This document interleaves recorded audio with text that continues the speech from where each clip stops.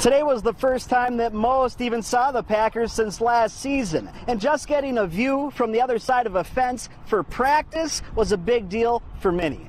It's been the news of the day all day across the country, and here in Ashwaubenon it's no different. Once again, hundreds of people are waiting to see the new Star Wars flick. But the really exciting news, if you can handle the ever-changing ice conditions, is bring it in. The DNR says there's monster sturgeon out there. Last year we actually had 106 fish that were harvested that were in excess of 100 pounds. And that's the highest number of 100-plus pound fish we've ever seen in the harvest. And while the chief of police tells me that no one in this area is in any kind of immediate threat right now, just a few hours ago, that just wasn't the case. Police closed down Martin Street Saturday morning and told residents within a quarter-mile radius to barricade themselves in their homes. After getting a call, no police department wants to receive.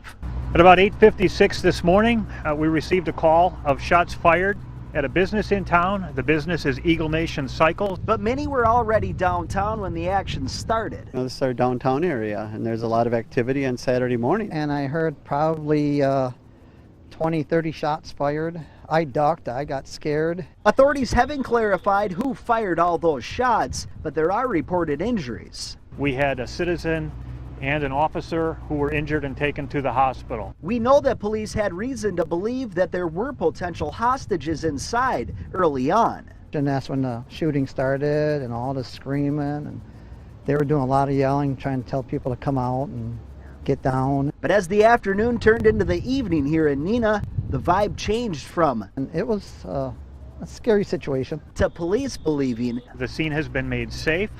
We're just going through the final clearing operations. Some businesses actually invite artists in to create a mural like this, saying that it brightens up the block and it actually draws customers in. But what they don't want is to hear about those spraying themselves into trouble with the law. Now, the Eagle Tower was built over 100 years ago, and here's hoping it doesn't take that long before it's operational again.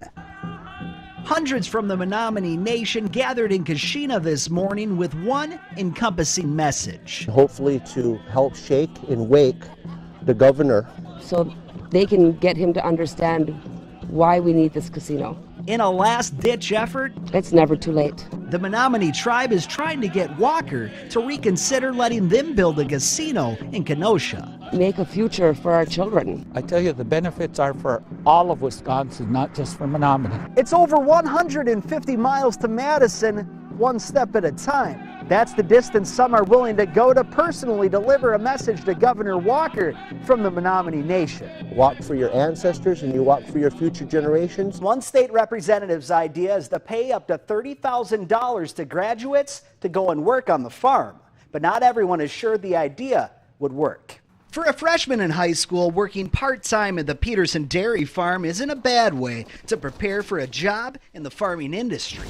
It's a lot of fun. It doesn't pay too bad, and I love working with the animals. And if working a job like this for 5 years after college, it's not that bad. You just got to put your mind to it. Would relieve up to $30,000 in student debt, it would make the decision that much simpler. That would be $30,000 less that I'd have to cover off when I'm trying to start a farm. But his boss? It sounds good to forgive student loans, but there's a couple really important qualities that we want in our graduates. Isn't so sure relieving college debt produces the best candidates for the taxing job. Let's let them graduate and roll up their sleeves and work their tail off like so many other people before them had to do. The price for a pound of apples could double within the next couple of months. But this is bittersweet news because the quality hasn't been compromised. Now, after the car wreck, the victim's vehicle didn't burst into flames. She didn't need life-saving CPR, but she was banged up and confused. And what she found in a stranger's response was more than she ever could have asked for in that very moment.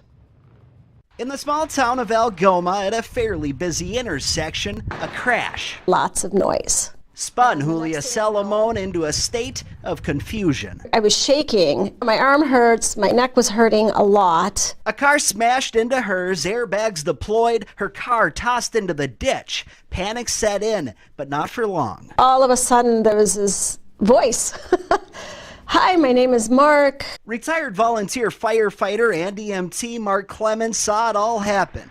Julia was no longer alone. I was worried about possible neck injuries. Odd to put it this way, but by the grace of good fortune, I've done similar things, dozens of times. these experienced, seasoned hands were here for Julia. Basically holding her head stable so that she didn't accidentally, move her neck around and potentially cause further injury. I remember, his hands are so warm. And while Mark says he didn't do anything over the top admirable, and EMTs do similar things on a daily basis, I'm just grateful that there are those people that are out there doing that for me and for my family. it was the comfort given by him, a stranger, in a moment of need, And he was just very calming. that Julia will undoubtedly hold on to for years. He made that choice to stop, even though he had his kid in the car, to help me, and that's really cool.